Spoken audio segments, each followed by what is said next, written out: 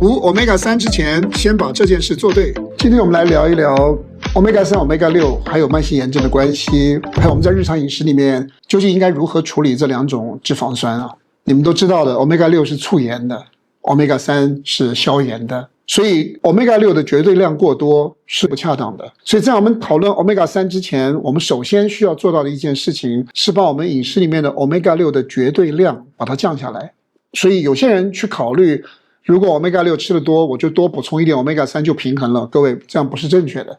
Omega-6 的绝对量需要降下来。首先跟各位说，你们永远不要去纠结食物里面的 Omega-6。食物，比方说南瓜子里面有 Omega-6， 核桃仁里面有 Omega-6， 花生里面有 Omega-6， 玉米里面有 Omega-6。你不需要去纠结食物里面的 Omega-6， 因为那些 Omega-6 是跟食物全部包裹在一起的。你每一次在吃这些食物的时候，你只可能吃到一点点的 Omega-6。你需要在意的 Omega-6 呢，是来自于食用油的，因为食用油是在这些食物里面把它压榨出来以后，等于是一个浓缩型的、集中型的 Omega-6 浓度相对很高的 Omega-6 含量比较高的，我们平时吃的比较多的普遍的食用油有哪些呢？玉米油、葵花籽油、大豆油、花生油，这些 Omega-6 含量比较多。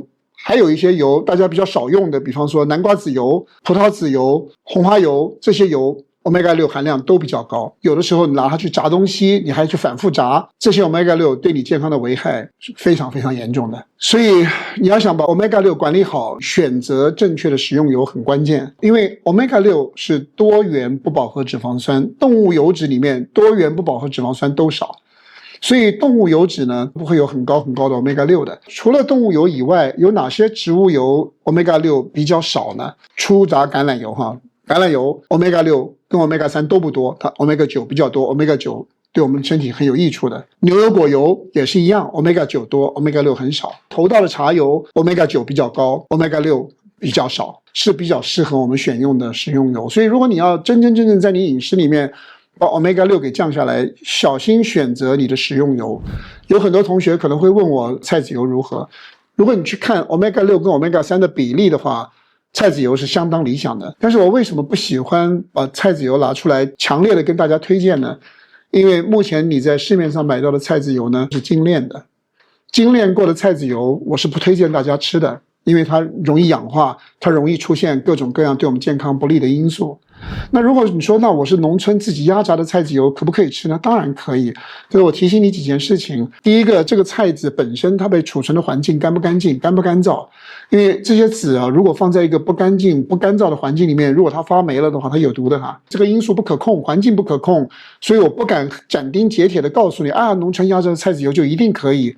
关键在它储存的环境是否卫生，是否足够干燥，是否有发霉啊。第二个问题就是它的烟点非常的低啊，150到160之间的烟点，从食用油的角度来讲是非常低的。猪油的烟点大概180到190啊，橄榄油的烟点大概190到200啊，头道茶油的烟点大概230、240，所以你就知道了150到160的烟点是相对比较低的烟点的。所以烟点低的油你要怎么吃呢？低温炒菜OK， 如果你要爆炒不合适 OK， 农村压榨的菜籽油放在锅里面烧到冒烟了，这个油就不能吃了。